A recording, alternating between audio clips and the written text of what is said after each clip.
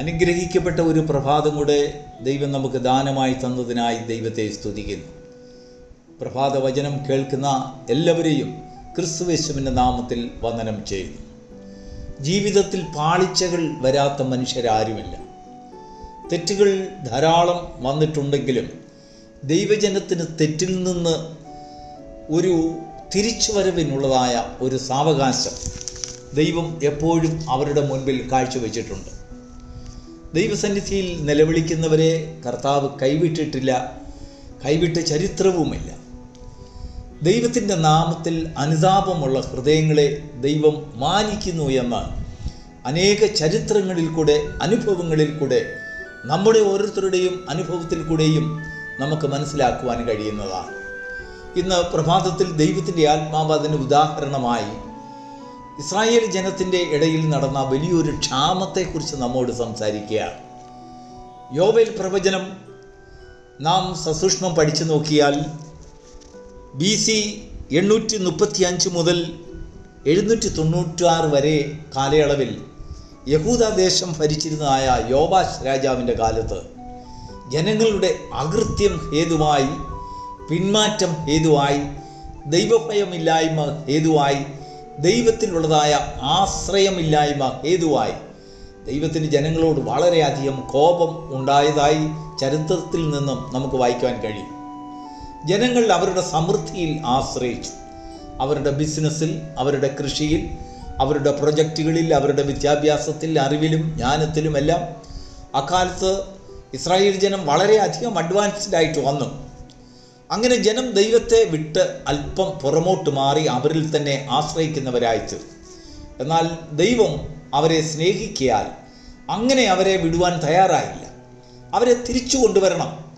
അതിനവരിൽ ഒരു അനുതാപത്തിൻ്റെ സന്ദേശം അയക്കണം. അതിനുവേണ്ടി ദൈവവും വളരെ ശ്രദ്ധയോടെ പ്രവർത്തിച്ചു.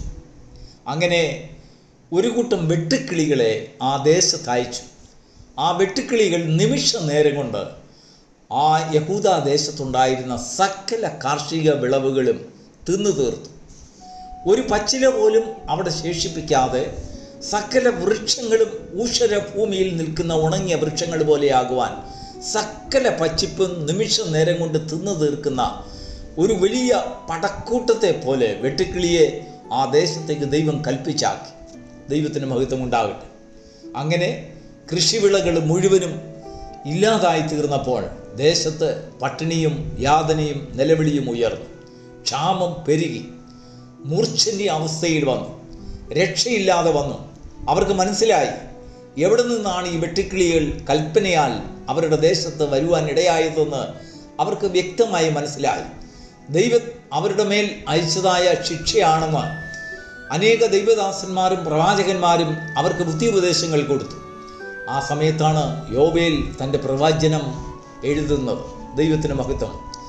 2-ാം അധ്യായം, യോവേൽ പ്രവചനം 2-ാം അധ്യായം 18-ാം വാക്യത്തിൽ അത് ഇങ്ങനെ അവിടെ വായിക്കുന്നു: ദൈവം തൻ്റെ ജനത്തെ ആദരിച്ചു.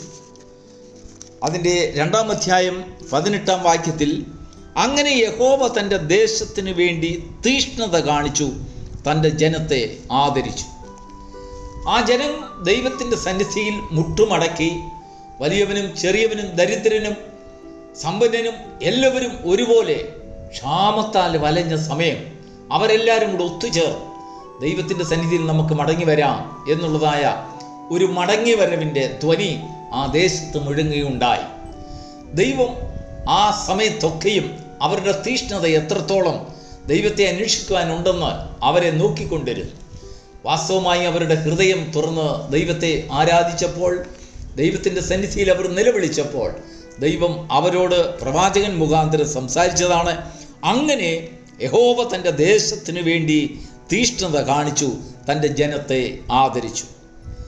അങ്ങനെ ദൈവത്തിൻ്റെ വചനത്തിൽ നിന്ന് ദൈവത്തിൻ്റെ ആത്മാവ് ഇന്ന് നമ്മുടെ ചിന്തയ്ക്കായി തന്നിരിക്കുന്നതായ വചനം, ആ ജനത്തോട് പ്രവാചകൻ മുഖാന്തരം ദൈവം സംസാരിച്ച ആ വചനം, അതിൻ്റെ 25-ാം വാക്യം: ഞാൻ നിങ്ങളുടെ ഇടയിൽ അയച്ചിരിക്കുന്ന എൻ്റെ മഹാസൈന്യമായ വെട്ടുക്കിളിയും വിട്ടിലും തുള്ളനും പച്ചപ്പുഴുവും തിന്നുകളഞ്ഞ സംവത്സരങ്ങൾക്ക് വേണ്ടി ഞാൻ നിങ്ങൾക്ക് പകരം തരും.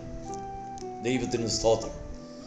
പകരം കൊടുക്കുന്നത് എങ്ങനെയാണെന്ന് അതിൻ്റെ അടുത്ത വാക്യത്തിൽ കൊടുത്തിരിക്കുന്നു. നിങ്ങൾ വേണ്ടുവോളം തിന്ന് തൃപ്തരായി നിങ്ങളോട് അത്ഭുതമായി പ്രവർത്തിച്ചിരിക്കുന്ന നിങ്ങളുടെ ദൈവമായ യഹോവയുടെ നാമത്തെ സ്തുതിക്കും. എൻ്റെ ജനം ഒരു നാളും ലജ്ജിച്ചു പോകുകയില്ല. Praise the Lord. ആമേൻ. മനുഷ്യൻ്റെ ഉള്ളിൽ യഥാർത്ഥമായി ദൈവസന്നിധിയിലേക്ക് കടന്നു വരുവാനുള്ള ഒരു പശ്ചാത്താപ ഹൃദയം ഉണ്ടാകുമ്പോൾ അവർ ചെയ്തതായ കുറ്റങ്ങളെല്ലാം ദൈവം അവരോട് ക്ഷമിച്ച് നഷ്ടങ്ങൾ ദൈവം നികത്തി കൊടുക്കുന്നു.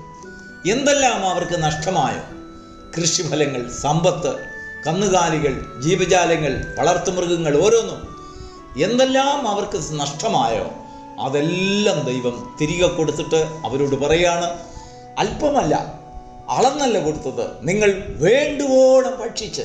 ദൈവത്തിന് മഹത്വം ഉണ്ടാകട്ടെ. പ്രിയപ്പെട്ട ദൈവത്തിൻ്റെ മക്കളെ, ഈ പ്രഭാതത്തിൽ ദൈവത്തിൻ്റെ ആത്മാവ് നമുക്ക് തരുന്നതായ വാഗ്ദത്തം നിങ്ങൾ അല്പമായി ഭക്ഷിക്കുമെന്നല്ല, വേണ്ടുവോളം. ദൈവം തരുമ്പോഴങ്ങനെയാണ്, മനസ്സുപോലെ ഭക്ഷിക്കുവാൻ, വയറ് നിറച്ച് വേണ്ടുവോളം ഭക്ഷിച്ച് യഹോവയുടെ നാമത്തെ കീർത്തിക്കും. എൻ്റെ ജനം ഒരു നാളും ലജ്ജിച്ചു പോകുകയില്ല. ദൈവം ഏറ്റുപറയുകയാണ്, അവരെ ഞാൻ ശിക്ഷിച്ചുവെങ്കിലും അവർ മനസ്താപപ്പെട്ടപ്പോൾ, നിലവിളിച്ചപ്പോൾ ഞാൻ അവരെ എൻ്റെ ജനമായി വീണ്ടും അംഗീകരിച്ചു. ദൈവത്തിൻ്റെ ജനത്തിന് വേണ്ടി ദൈവം എപ്പോഴും തീഷ്ണത കാണിക്കുന്ന ദൈവമാണ്.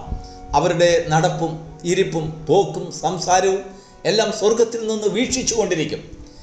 അവർ നിരന്തരമായി ദൈവത്തോട് പിന്മാറിപ്പോകുന്നതാ, ദൈവത്തെ മറന്നു കളയുന്നതായ ഒരു സ്വഭാവത്തിന് അടിമയായി തീരുമ്പോൾ ദൈവം കോപിച്ച് അവരുടെ മുൻപിൽ പല പ്രതിസന്ധികളെ കൊണ്ടുവരും. എന്നാൽ ആ പ്രതിസന്ധികളിൽ വീണുപോകാതെ, തളർന്നു പോകാതെ, അവരിൽ മനസ്താപമുള്ളൊരു ഹൃദയം അവരിൽ പ്രാവർത്തികമാകുന്നുണ്ടെങ്കിൽ ദൈവം അത്ഭുതകരമായി അവരുടെ ഇടയിൽ വീണ്ടും മഹത്വപ്പെടുവാൻ ദൈവത്തിന് മനസ്സുണ്ട് എന്നുള്ളതാണ് സത്യം. നമ്മുടെ ദൈവം മനസ്താപപ്പെടുന്നവരുടെ ഹൃദയം കാണുമ്പോൾ ദൈവം മനസ്സലിയുന്നു.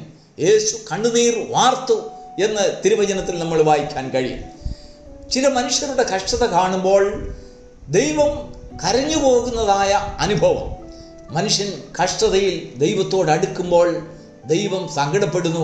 അവർക്ക് വേണ്ടി ദൈവം തീഷ്ണത കാണിക്കുന്നു. അവർക്ക് എന്തെല്ലാം നഷ്ടപ്പെട്ടുവോ അതൊക്കെയും തിരിച്ചു കൊടുക്കുവാൻ സർവശക്തനായ ദൈവം ഉത്തരവിടും. വെട്ടുക്കിളിയെ എങ്ങനെ കൽപ്പിച്ചാക്കിയോ, തുള്ളനെയും പച്ചപ്പുഴുവിനെയും അവരുടെ കൃഷിഫലങ്ങളിലും അവരുടെ സമ്പാദ്യങ്ങളിലും നശീകരണത്തിനായി എങ്ങനെ അയച്ചോ, അതിലൊക്കെ അതിൻ്റെ ഇരട്ടിയായി അവരുടെ മേൽ സമൃദ്ധിയായി നിങ്ങൾ വേണ്ടുവോളം ഭക്ഷിച്ച്, അല്പമല്ല വേണ്ടുവോളം നിങ്ങൾ ഭക്ഷിച്ച് ദൈവമായ യഹോവയുടെ നാമത്തെ സ്തുതിക്കും. എൻ്റെ ജനം ഒരു നാളും ലജ്ജിച്ചു പോകുകയില്ല. നിങ്ങളുടെ ജീവിതത്തിൽ തോൽവികളും പരാജയങ്ങളും അനേകവിധമായിട്ടുള്ള കുറവുകളും പിന്മാറ്റങ്ങളും ഒക്കെ നമുക്ക് വന്നിട്ടുണ്ടാകാം. നാം മനുഷ്യരാണെന്ന് ദൈവം അറിയുന്നു. നമ്മുടെ ഹൃദയങ്ങളെ ദൈവം ശോധന ചെയ്യുന്നു. എന്നാൽ മനസ്താപമുള്ള ഒരു ഹൃദയം, അനുതാപമുള്ള ഒരു മനസ്സ്, ദൈവത്തിങ്കിലേക്ക് തിരിച്ചു വരുവാനുള്ളതായ ഒരു മനസ്സ്, നാശത്തെയും നഷ്ടങ്ങളെയും അനർത്ഥങ്ങളെയും കണ്ട് ദൈവത്തിൻ്റെ ശിക്ഷ ഏതെന്നും ദൈവത്തിൻ്റെ ഉപദേശം ഏതെന്നും ദൈവത്തിൻ്റെ താക്കീതുകൾ ഏതെന്നും ഒക്കെ തിരിച്ചറിഞ്ഞ് അവങ്കിലേക്ക് നാം കണ്ണുനീരൊഴുക്കി മടങ്ങി വരുമ്പോൾ അവൻ നമ്മുടെ അവസ്ഥയ്ക്ക് വ്യത്യാസം വരുത്തുന്നു. നഷ്ടപ്പെട്ടു പോയതൊക്കെ യോബിന് തിരികെ കൊടുത്തതുപോലെ നമുക്കും തിരികെ തരുവാൻ. പ്രിയപ്പെട്ട ദൈവ പൈതലേ, നിന്റെ ജീവിതത്തിലുള്ള നഷ്ടങ്ങളെക്കുറിച്ച് നീ പരിതാപപ്പെടുന്നവനാണ്. നഷ്ടപ്പെട്ടു പോയ സമ്പത്തിനെക്കുറിച്ച് അല്ലെങ്കിൽ അനേക ഫലങ്ങളെക്കുറിച്ച്, നിനക്ക് അവകാശമായി വരേണ്ടിയിരുന്നതായ അനേക അവകാശങ്ങൾ നിനക്ക് നഷ്ടമായി പോയതിൽ നീ ഖേദിക്കുന്നുവോ, നീ ദുഃഖിക്കുന്നുവോ, സങ്കടപ്പെടുന്നുവോ? ഈ പ്രഭാതത്തിൽ ദൈവത്തിൻ്റെ ആത്മാവ് പറയാണ്, നിനക്ക് നഷ്ടപ്പെട്ടതൊക്കെ ഞാൻ തിരിച്ചു തരും. നീ വേണ്ടുവോളം ഭക്ഷിച്ച് എൻ്റെ നാമത്തെ കീർത്തിക്കും. എൻ്റെ ജനം ഒരു നാളും നശിച്ചു പോകുകയില്ല. God bless you.